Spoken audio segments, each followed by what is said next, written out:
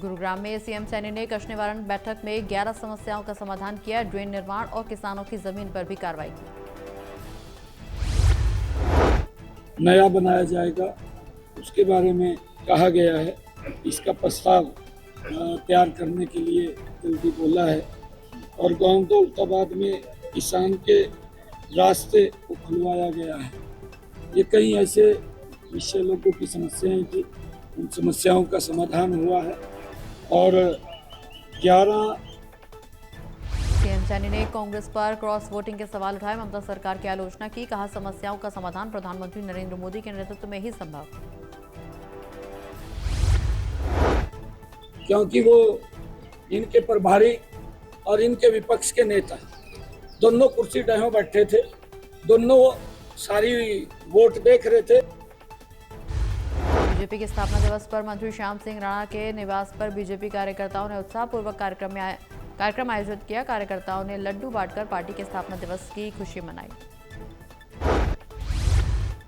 और पार्टी को मजबूत करने के लिए बूथ स्तर पे मनाया और अपने अपने घर पे हमने सबने झंडा लगाया, जिससे पार्टी का संगठन मजबूत होगा और पार्टी की नीतियां जो है लोगों के बीच में हम उनको रख रहे हैं कि भारतीय जनता पार्टी ने 47 साल। अनाज मंडी में गेहूं की आवक शुरू। मनोहर लाल ने किसानों से की अपील। कहा किसान मंडियों में फसल सुखा कर लेकर आए। की बधाई देता हूं और शुभकामना भी करता हूं कि एक नई फसल जो इस समय आती है और फसल पकनी शुरू हो गई है, कुछ जगह पर पक करके मंडी में आना भी शुरू हो गया है और उन सबको शुभकामना। और मैं समझता हूं कि जैसे मौसम बीच बीच में कभी कैबिनेट मंत्री श्याम सिंह राणा ने कुरुक्षेत्र मंडियों में गेहूं खरीद की व्यवस्था सुधारी। किसानों को हर फसल खरीद का भरोसा दिया। आड़ती की दुकान पे जब माल आ जाएगा, साफ हो जाएगा, उसकी बोली हो जाएगी, तुलना लग जाएगा, साथ साथ हो जाएगा, वो कोई दिक्कत नहीं है। और उसके बाद फिर सरकार की एजेंसी का काम रह जाएगा। जिस एजेंसी ने लिया उसका इंस्पेक्टर उसको गेट पास काटेगा, मंडी का जो सेक्रेटरी है उसके साथ है, उसको स्वीकृति मिल जाएगी। और उसके साथ साथ जो हमारा जो ट्रांसपोर्टर है उसके उस पर भी आ जाएगा वो, ताकि यानी कि सबका जानकारी रहेगी सामान की। सारा काम आड़ती की मंत्री श्याम सिंह राणा ने तुलाई पारदर्शिता के लिए ई व्यवस्था लागू की। बारिश बयान विवाद पर कसतंज। विपक्ष पर राम नाम विरोध का लगाया आरोप। कल मेरे पास 2 किसान आए थे, वो जोर जोर के बोल रहे थे। मैंने उनको एक बात कही, भाई महात्मा बुद्ध जी के पास एक आदमी आया गुस्से में, मैं नहीं परमात्मा को। नए नियमों को हटाने की मांग। विधायक दांगी ने सीएम के नाम सौंपा ज्ञापन। अनाज मंडियों में बायोमेट्रिक हाजिरी, ट्रैक्टर ट्रॉली पर नंबर होने की शर्त के खिलाफ दिया ज्ञापन।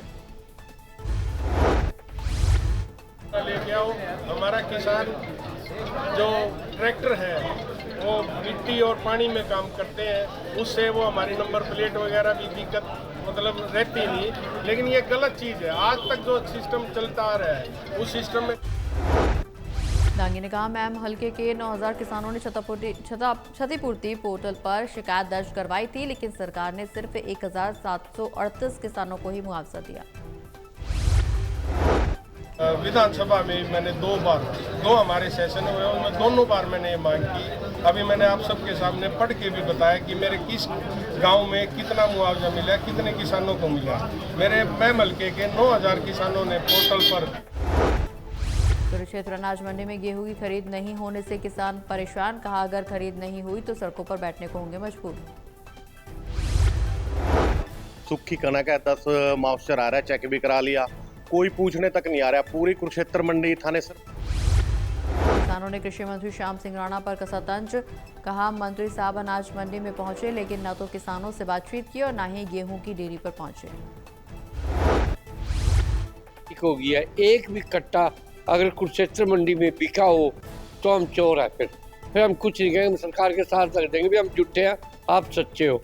एक भी ट्रेनों की तरह हरियाणा रोडवेज की बसों की भी रियल टाइम ट्रैकिंग संभव। सभी बसों में जीपीएस लगाकर बसों की रियल टाइम लोकेशन की जानकारी कभी भी कहीं से भी हासिल की जा सकेगी। लेकर बहुत गंभीर है और हाल ही के अंदर आपको जैसे ये भी पता होगा कि टिकटिंग की व्यवस्था हमने सरकार द्वारा शुरू की गई थी। और जो अभी सभी बसों के अंदर सुचारू रूप से काम कर रही है। इसी तरीके से ही अब क्या है, सरकार